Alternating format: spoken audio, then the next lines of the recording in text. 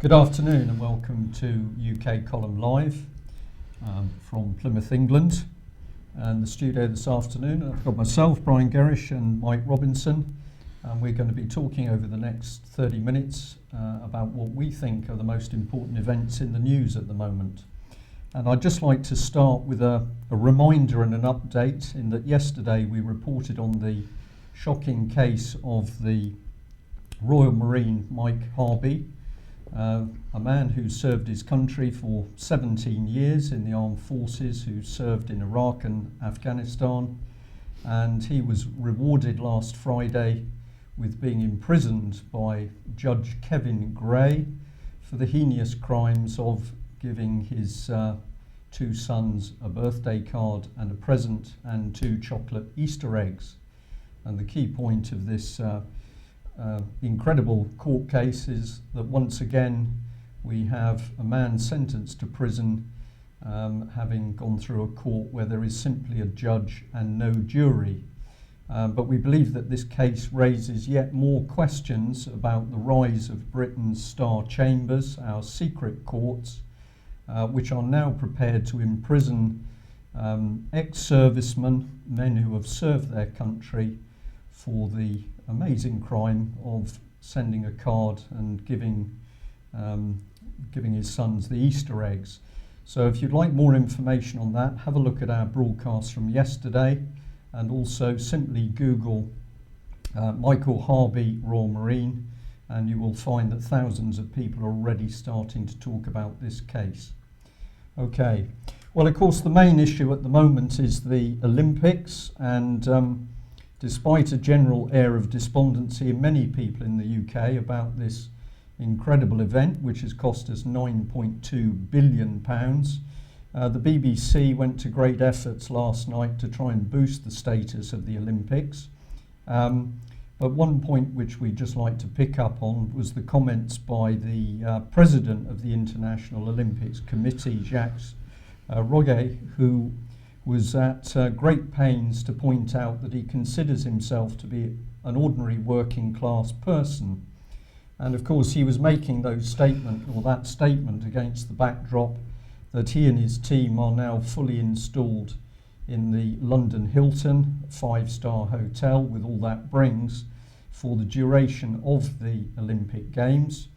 Of course, Jacques will not be picking up the bill. That will be paid from within the overall funds for the Olympic Committee. But I think that even some of the BBC team, and certainly the interviewer, appeared stunned when he tried to claim that he was an ordinary working class person. However, what we would like to just draw your attention to is the fact that, of course, Mr. Roguet felt that the British should simply forget all of the troubles over G4S and security problems for the Olympics. We should just forget all that and get on and enjoy the Games. That's very nice of him to say so, but of course it will be taxpayers' money that will be paying for his hotel bill, and of course the same taxpayers' money that has forked out about 480 million to G4S in order to provide security with glaring errors, omissions and faults. And of course, who are the people who've been left to pick up the real tab to cover those security problems? Well, once again, we've brought in British Armed Forces, cancelling the leave of those who've returned from onerous overseas duties, so that they can now be part of the bag searching team at the Olympics. Seen against the background of Mike Harvey Royal Marine being imprisoned, as I've just described, it appears that Mr. Roguet has an amazing disregard for the realities of life and the true impact that these games have made on the British public. I would also like to point out that a cursory glance through the mainstream press and media will show that the overall makeup of the Games, the launch of the Games, and indeed this theme will continue into the opening ceremonies, is that we are looking at the carrying of the torch, which of course came out of the 1936 Nazi Olympic Games, And here we are with Britain in 2012, proud to echo those proceedings by carrying the torch. And then the fact that the games and the opening ceremonies in Greece were linking the games to the god Zeus. Presumably some Christians in the country will be interested to do their homework on what the real background to these ceremonies are. But Mike, what's your view on the Olympics? Are the Olympics simply here to give us a good time and for the athletes to do their best on the track? Or do you think there's more to it? I think it's staggering that while we're all worrying about the Olympics and paying attention to the Olympics, the world is going to hell in the meantime, in a handcart, as the saying goes. Right. We're looking at an ever escalating situation in Syria with surface-to-air missiles being deployed along the Turkish border now from Turkey on the Turkish side, and that seems to be spilling over into new fresh violence in Iraq and other places. And we've got Obama and William Hague and David Cameron seemingly, apparently, willing to support Al-Qaeda-linked terrorists in Syria. So no matter what you say about the Assad regime, the armed opposition are blowing up people in suicide attacks. This is terrorism. So we're supporting them. There are definite links to Al-Qaeda in this support that we're giving, so that's going on. We've also got the continuing disintegration of the financial system, which is really what I'm going to focus on for a wee while now, because that problem hasn't gone away. Stock market collapsed yesterday because people suddenly realised that hadn't gone away, and Spanish bonds are up over 7.5%. This is totally unsustainable for Spain, and they're going to need to ask for a bailout. No surprises there. We know of the riots or the demonstrations that have been going on recently in Spain, which have been absolutely passed over by the mainstream media in this country. But the other thing that isn't being discussed is that Italy is on the verge of a blow up, and reports that I've seen are saying that Italy's on the verge of default, and the reports I've seen are saying that Mario Monti, who's the Prime Minister of Italy, has been told by the EU that he's got to try to eke out the time period before he comes asking for a bailout, because Europe cannot deal with two bailouts at the same time. So he's been given an order to eke that out. We've even got Germany today being warned that their credit rating is to be downgraded. The IMF and the EU are heading into Greece in the next day or two, the Troika, as they're called, to see whether they have done enough to kill their people through austerity measures to warrant the next, 31.5 billion euros is the next tranche of their bailout. But here in this country, things go on, and apparently our slow mortgage market is because of the wet weather. Right. Well, I know there's a lot of detail in this serious financial situation. We just come back to the way the mainstream media is acting at the moment. It seems to me that what we can expect over the next few weeks is total focus on the Olympics, while all of this very, very serious economic and banking collapse is the real word for it, is going on in the background. Do you think that the media's shift across to the Olympics, am I being too cynical if I say it seems to me that this is an attempt to distract the population of this country into frivolity and the games, as opposed to looking at what the real danger is behind the scenes? Do you think that's the case? To be honest, I don't. I think that's absolutely the case, but it's staggering how they are ignoring. I mean, my reading of it is that the collapse has already happened. Right, and that we are.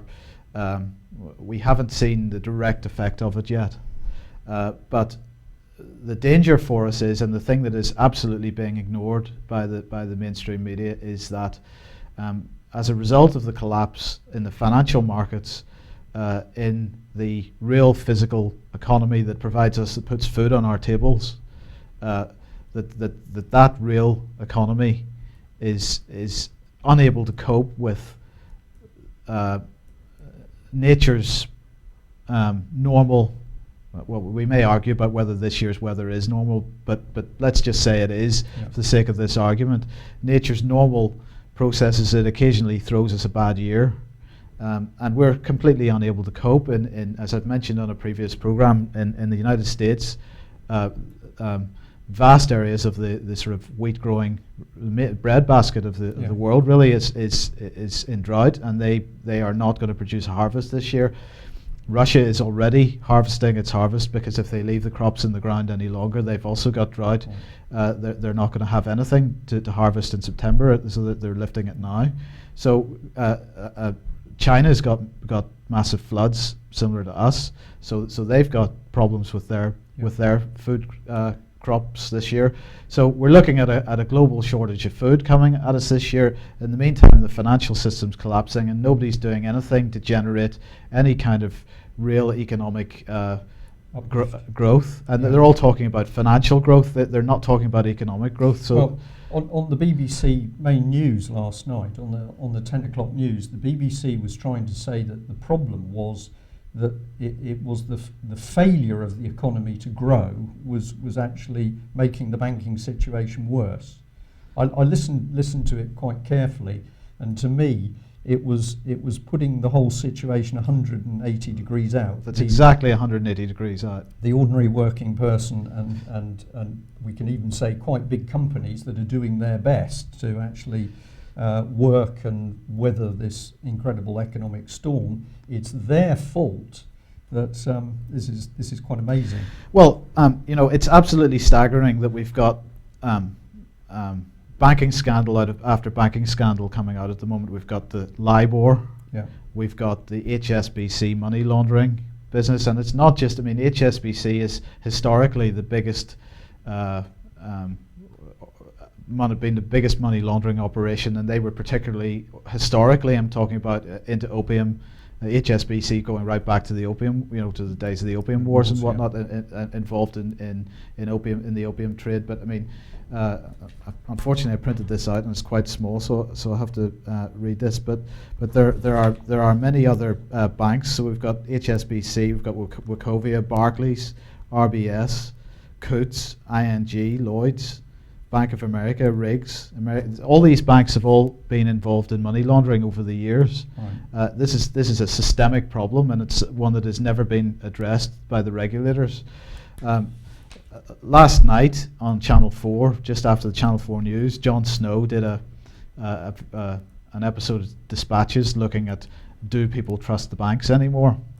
And one of the banking scandals that really hasn't, for some reason, hasn't grabbed the mainstream headlines has been this interest rate swap scandal, where small and medium-sized businesses in Britain who went to banks for a business loan were told, well, you can only have the money if you also take out this interest rate swap.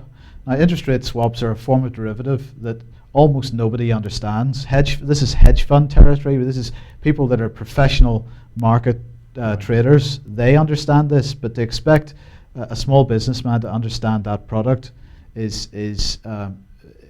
just isn't possible. You require experience in the financial markets, and this was being forced on small businesses. It was an absolute case of mis-selling. And the example on Dispatches last night was a small businessman who was having to find £36,000 every quarter to cover the losses on this interest rate swap contract that he had with the bank, and the banks are just refusing to accept that they have that they've missold these products, and this man is in the process of his business is in the process of going to the wall, and he's saying, I could be employing more people, and £36,000 a quarter, that's 3 or 4 jobs. Right, he could be. We're certainly not seeing anything of Robert Peston at the moment on the BBC. So I haven't seen the BBC News, so I'll take your word for that. Well, certainly I'm not seeing him comment on any of these real issues. He doesn't get into the in-depth analysis of what's actually causing the problem. So yes, you're correct. It's 180 degrees out. We need a government which is focusing on the real economy first. And it was quite interesting. You know, Snow stands there in dispatches yesterday evening, and he's saying, you know, after the collapse of Britain's manufacturing, the City of London became a much more important source of income for the government and for the country in terms of tax, and he didn't address the fact that our manufacturing had collapsed at all. I mean, we started the Industrial Revolution in this country. This country should be the premier manufacturing country on the planet, and successive governments have allowed that to collapse, and this government is doing nothing to turn the situation the other way. So in order to take your mind off that, they're telling us that you know, giving us the wrong story 180 degrees out. We need to focus on we need to focus on the real economy, and to do that we need to sort out the mess of the banks. Right, and we've touched on this in programmes before, but it's still absolutely current because we're seeing this situation worsen. So what do you think that we should be doing to sort the banking mess out? Well, it's fascinating that now a faction within the City of London seems to be calling for the first step, which is a full separation of the banks. Now, just explain that, the banks. Well, let's do a little bit of history first. After the 2008 banking crisis, the government started this Vickers inquiry, and there was a Vickers report came out, and it was saying, well, you know, it's a problem that the retail banks and the investment banks are part of the same company, because if the investment banks make big losses, then that has an effect on retail banking. Retail banking supports the real economy, and therefore we can't afford for these banks to fail. We've got to bail them out. So let's ring fence internal operations so that retail banking's over here, investment banking's over here, and the two balance sheets shouldn't meet. Then the LIBOR scandal comes along, and it turns out that actually the activities that were surrounding that LIBOR scandal would have been within the ring fence. Right. So that actually reinforces what I said in articles that I wrote when they announced this ring fencing idea, that if you think for 1 second that Department A that's within the ring fence isn't going to talk to Department B, which is outside the ring fence, you got another thing coming, right? But you know, these banks are corrupt. They don't really they don't really understand, the people working for them don't really understand how they're corrupt. They wouldn't actually see anything wrong with Guy in Department A talking to Guy in Department B despite the ring fence. They wouldn't see that as a problem. So the ring fence idea cannot work to solve the problem of the banks being too big to fail, because you will get crosstalk between, you know, across this so-called firewall that creates the ring fence. So the only safe, and this was the situation before the Big Bang, the only safe way to have banks function is for retail banks to be retail banks, right? Go back to the days where you had your bank manager who was probably a member of your own community that you knew on a personal basis. And instead of having the situation that we have at the moment, where the bank manager is just the senior salesman in the bank, and he's there to sell you product. Yeah. And this is exactly what happened with the interest rate swap scandal. Bank managers were there to sell interest rate swaps, because selling interest rate swaps increased their bonus at the end of the year. So retail banking over here, this is self-contained banking operations providing services to the real economy in the terms of loans and whatnot, if that's the way that businesses finance themselves. Investment banking over here, well, if some so-called high net worth individuals want to do some casino gambling with their money, that's their risk and their loss if it goes wrong. You have the investment banks over here. Okay, they may be adding something to the economy in terms of tax revenues, but basically if that business goes down the pan, we don't really care, because it's not affecting anybody other than the participants. Yeah. Right. Having said that, of course, in the last 20 years or so, there's been a lot of encouragement of local authorities and charities and other groups, foundations, and so on to invest in investment and pension funds as well, to get to invest in casino type banking. Yeah. And perhaps what we need to do there is to encourage them to draw back from that a little bit. But nonetheless, having the things completely separated is the first step, and that is something that and it's quite amazing that Lord Miners was the first person to say this on mainstream media that I saw. And the reason that I find it fascinating is because Miners is on the board of one of Rothschild's investment funds, and Jacob Rothschild sits on that board with him. So those guys know each other personally. Right. So I have a question here. You're suggesting that this separation is the right thing to do. This is the first step, yes. Should we be thinking about the fact that we have people who've been intimately involved in helping create the rotten system in the first place? Have they now become good guys, or is there something else going on here? Are we seeing the right thing happen for the wrong reason? Or, well, sorry, let's do it in a positive way. We seeing the right thing happen for the right reason, or are we seeing the right thing happen but the underlying manipulation is not taking us in? Have these guys suddenly become good guys then? No. Right. No. So why do you say that? Why do I say they're not good guys? Well, because the leopard doesn't change their spots. Right. So what's the motivation? The motivation is that they recognise that whatever their political shenanigans for running this financial collapse the way they have, because it's been run as an operation, it's been a policy decision. The policy has changed, at least for a certain faction within the City of London, because it doesn't seem to be a universal desire to have Glass-Steagall legislation. That's a full separation.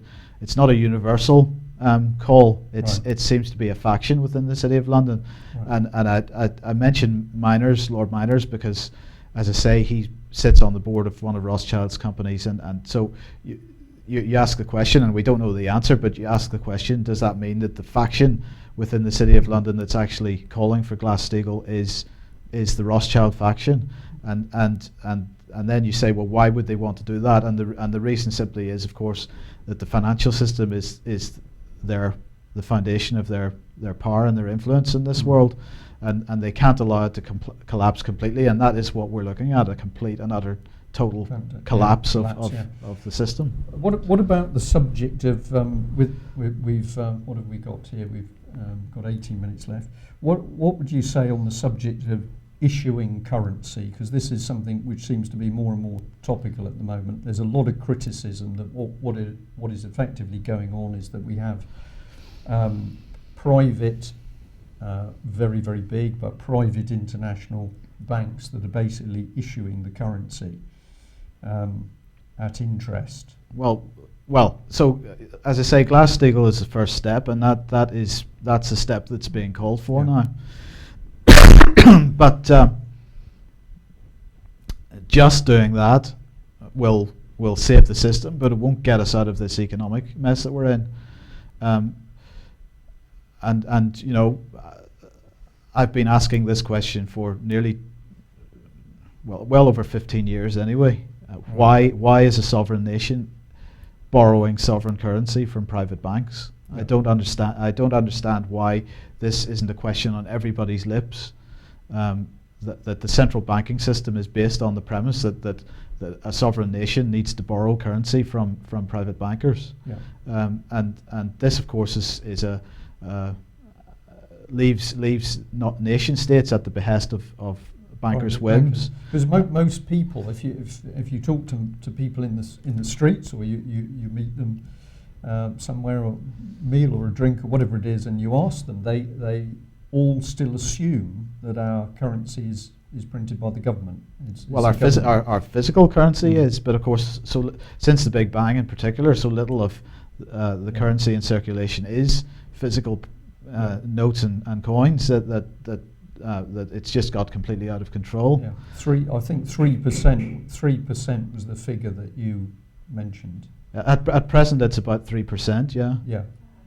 So 3%. So that is the currency in your pocket, notes or coins. Yeah. All of that physical currency circulating only represents about 3% of the overall amount of currency. Well, indeed, and I mean, if people started losing enough confidence in the banks that they wanted to withdraw significant quantities of currency out of their bank accounts and hold it as cash, the banking system in this country in particular would find itself in big problem with a Right. big problem very, very quickly. So we're saying that if people wanted to take control of the situation for themselves, it could be as simple as saying, go to your bank and draw out money. Well, yes, but of course this is a risky thing to do because once all the currency, that would start a run on potentially a run on Right. the bank, and because the banks eventually would be starting to put limits on the amount. They would have to immediately Yeah. start putting limits on the amount that people could Right. withdraw.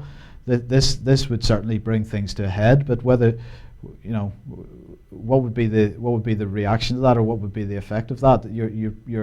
You're effectively, that would be a big risk to take. I mean, I'm not saying it's the wrong thing to do, but I'm not suggesting it's the right thing to do. I'm simply putting it out as a what if. What happens if this? well, very soon you would see limits being placed on withdrawals because 60 million people in the country. Yeah. If they all start taking money out, they don't have to take a huge amount of money out each to have a major effect on the quantity of cash that banks have to because the banks are absolutely relying on the circulation of cash. Yeah. Yeah. Well, I've been quite interested to see. I'm not sure which of the daily papers it was in today, but earlier on in the list of articles that I've got here, I was intrigued to see that George Osborne, with all of these serious economic and financial things going on in UK and of course Europe, but George Osborne has now switched to talking about windmills, and in an article he's now saying that he thinks it's very important that local communities are given the opportunity to veto and block windmills. So I'm just fascinated by this. Is this a release? Has this come out of George Osborne's own office, or is this a little game by the Conservative Party? So I haven't seen this. So what you're saying is he's actually coming out against windmills, and he's suggesting that people could campaign against them. It says George Osborne. We've got part of the quote here. It says George Osborne is planning new powers to allow communities to block wind turbines. This was the story, as the coalition row over green energy begins to escalate. So we've got all of these very, very serious issues going on at the moment to do with not only our economy but the national debt and the banking issues that you've been talking about. And suddenly we're now seeing mainstream paper articles not talking about those issues, but we're now talking about blocking wind turbines, which of course have only come here because of the policies which have come out of the Labour and Conservative and Lib Dem parties in the first place. And I just find it remarkable. We could say, well, this is the way that the mainstream press are, or we could say there's something else going on here, which is that there is a deliberate attempt to take people's eye off the serious subjects at the moment. Possibly, but another possible explanation, I suppose, is that these guys are just at each other's throats at the moment on anything. It seems, right. Because plans are not going to. Nothing is going to plan, right. and that may be. I mean, I don't know, but that's fascinating. Yeah. I didn't know that. We've got 2 minutes here, so very quickly. We've got the credit rating agencies are mentioned a lot, so we're seeing countries downgraded. Yeah. What do viewers and listeners need to know about these credit rating agencies? Who are they? Who pays them? Well, this is an interesting question. Yeah. But they're companies that are set up. They're paid for by the financial system as a whole. Right. So the very bankers that are causing all this problem in the first place pay for the credit rating agencies that are then making decisions. Right. And as the situation gets worse for countries like Spain, the credit rating agencies downgrade them and downgrade them and downgrade them. That pushes up the cost of borrowing, Right. and it's basically a massive asset stripping scam. Yeah. As the guy on Dispatches last night, the businessman who was suffering under the weight of the interest rate swap mis-selling scandal said, as soon as you don't pay the banks, they're coming to take your physical assets, and that's exactly what's going on in Spain, in Right. Greece. They're coming and taking people's physical assets, and the ratings agencies are absolutely part of that scam, because they are saying, well, actually, today we're going to say that Spain is junk bond status, and therefore you should charge 10%. Spain can't borrow at 10% and keep running as a country, so they're going to default, and then the banks move in to remove their. So we're seeing banks taking political control in countries effectively. Yes, and this is the problem when your sovereign currency is not in control of the sovereign nation state, and the banks always have you at their whim. So they call it the normal business cycle. There's nothing normal about it. It's a policy decision. This decade we're going to go for recession and austerity, and we're going to take back some of the stuff that we some of the physical assets that people have accumulated. Right. Okay. Well, we're just at the end of our half hour today, so thank you for taking us through that, Mike. Just a final comment. I'd like to thank all of the people who've contacted us since we've been running UK Column Live. We're getting a very good response from viewers. We had a very nice call from Spain yesterday, which is great to see that these programs are getting out.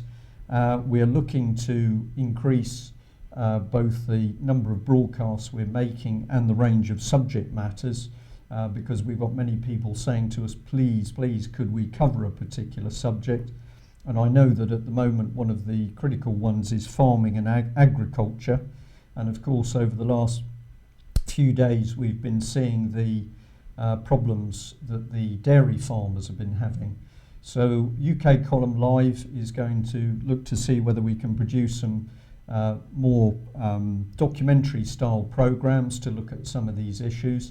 But if you're a viewer out there and you've got information, or in fact if you'd like to come on the program via telephone link at the moment, we're extremely interested. Do get in contact with us. So I think that's it for us today. Thank you very much for joining us, and we look forward to meeting up at the same time tomorrow. Thank you. Bye.